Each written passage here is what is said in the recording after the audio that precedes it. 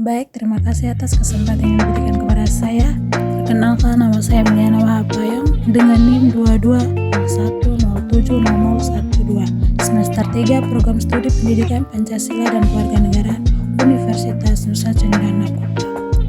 Ini saya membuat tugas Undang-Undang Dasar 1945 tentang sejarah perkembangan konstitusi di Indonesia.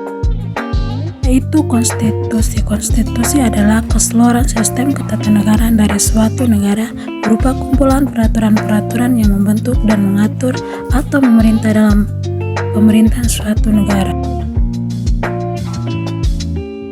Ada 5 evolusi konstitusi. Yang pertama, sejarah konstitusi. Yang kedua, konstitusi di Indonesia. Yang ketiga, perubahan Undang-Undang Dasar 1945.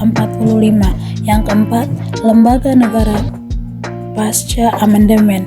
Yang kelima, tata urutan perundang-undangan.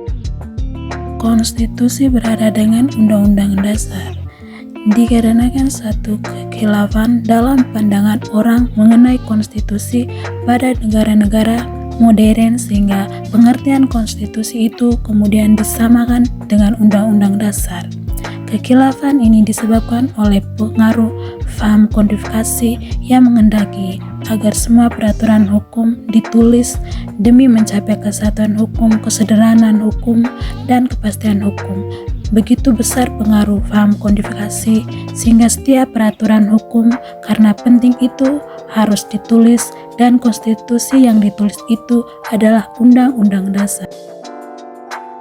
Konstitusi di Indonesia. Secara umum terdapat 2 macam konstitusi, yaitu konstitusi tertulis dan konstitusi tidak tertulis. Konstitusi tertulis adalah aturan-aturan pokok dasar negara, pembangunan negara, dan tata negara yang mengatur kehidupan satu bangsa di dalam persekutuan hukum negara. 2. Konstitusi tidak tertulis disebut juga konvensi, yaitu kebiasaan ketatanegaraan yang sering timbul dalam sebuah negara.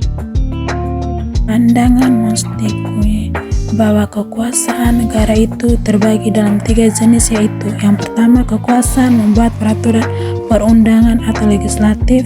Yang kedua, kekuasaan melaksanakan peraturan perundangan atau eksekutif. Yang ketiga, kekuasaan kehakiman atau yudikatif.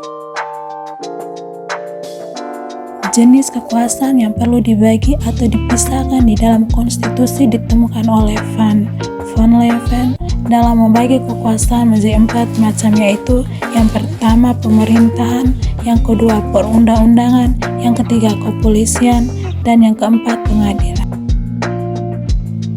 Kekuasaan kejaksaan dan kekuasaan pemeriksaan keuangan untuk memeriksa keuangan negara, serta menjadi jenis kekuasaan kelima dan keenam. Berdasarkan teori hukum ketatanegaraan yang dijelaskan di atas, maka dapat disimpulkan bahwa jenis kekuasaan negara yang diatur dalam suatu konstitusi itu umumnya terbagi atas 6, dan masing-masing kekuasaan itu diurus oleh suatu badan atau lembaga terdiri, yaitu yang pertama, kekuasaan membuat undang-undang atau legislatif, yang kedua, kekuasaan melaksanakan undang-undang atau eksekutif, ketiga, kekuasaan kehakiman atau yudikatif, yang keempat, kekuasaan kepolisian, yang kelima, kekuasaan kejaksaan, dan yang keenam, kekuasaan memeriksa keuangan negara. 2. Perkembangan konstitusi di Indonesia. Dalam sejarah perkembangan ketatanegaraan Indonesia, ada 4 macam undang-undang yang pernah berlaku, yaitu yang pertama, periode 18 Agustus 1945 sampai 27 Desember 1949. Yang kedua, periode 27 Desember 1949 sampai 17 Agustus 1950. Yang ketiga, periode 17 Agustus 1950 sampai 5 Juli 1959. Dan yang keempat, periode 5 Juli 1959 sampai sekarang.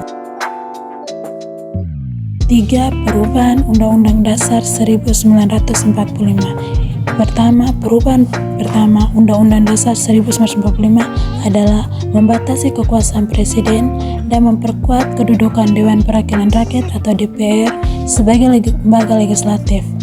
Kedua, perubahan kedua dilakukan dalam sidang tahun MPR tahun 2000. Perubahan kedua menghasilkan rumusan perubahan pasal-pasal yang meliputi masalah wilayah, negara, dan pembagian pemerintahan daerah. Menyempurnakan perubahan pertama dalam hal memperkuat kedudukan DPR dan ketentuan-ketentuan terpencil tentang HAM. Yang ketiga, perubahan ketiga ditetapkan pada sidang tahunan MPR 2001. Perubahan tahap ini mengubah dan atau menambah ketentuan-ketentuan pasal tentang asas-asas landasan bernegara, kelembagaan negara, dan hukuman antar lembaga negara, serta ketentuan-ketentuan tentang pemilihan umum. Dan yang keempat, perubahan keempat dilakukan dalam sidang tahunan MPR tahun 2002. Perubahan keempat tersebut meliputi ketentuan tentang lembaga negara dan hubungan antara lembaga negara, penghapusan Dewan Pertimbangan Agung DPA, pendidikan dan kebudayaan, perekonomian dan kesejahteraan sosial, dan aturan peralihan serta aturan tambahan. Lembaga negara pasca amandemen.